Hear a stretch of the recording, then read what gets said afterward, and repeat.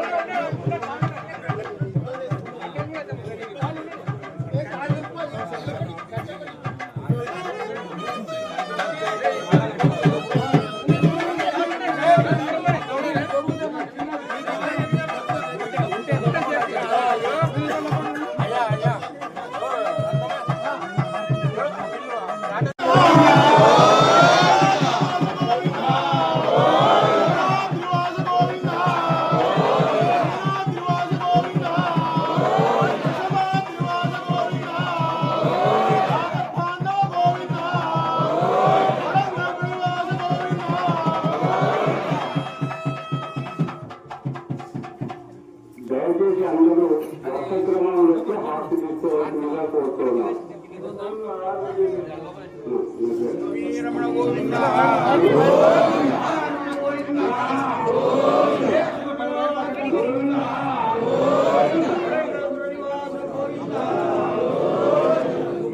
పక్క చెప్తా ఆంతులు అయితే